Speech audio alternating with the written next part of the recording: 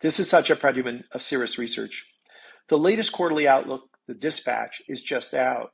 The title, Overhyped Earnings and Speculative Fervor to Spark Volatile and Rotational Market. This chart here represents the active blends that we run and deliver to clients. Given this view of a more defensive posture, because we've got speculation running, we've got very high hurdle rates on earnings now, these are the things that are telling us to become a bit more defensive.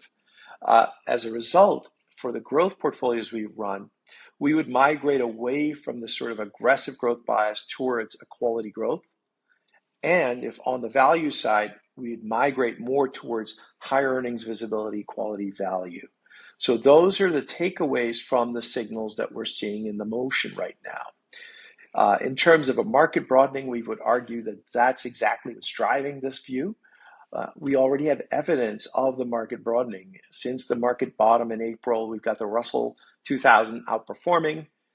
We have gold continuing to run to new highs. And in fact, the Russell microcap is up almost 55% since April. These are examples of that. Investors are looking high and low for additional positions. So the question is why?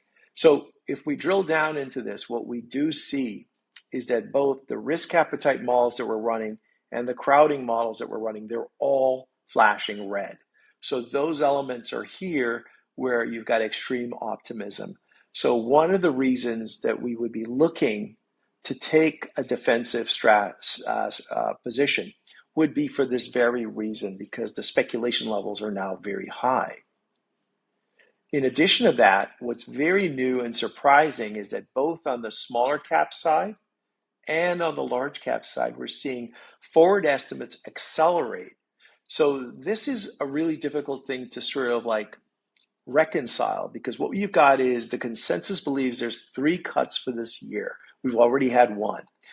What would justify that would be a really weak economy. So then the question is, how are we seeing this resurgence in earnings forecasts? So this is troubling because one of these two elements are wrong. So if the earnings expectations have been ramped up to this level, then it's quite possible, as we're barreling into the earnings season right now, we may be seeing a disproportionate amount of disappointments, or vice versa. This is correct, the economy is robust, then would we be getting the interest rate cuts that the market's banking on? Either way, I think there's an impasse here that we're going to have to deal with. And in this kind of uncertainty, we'd like to become a little bit more defensive in the way we look at things. Take a look at the full report, and as always, happy to take your questions. Thank you.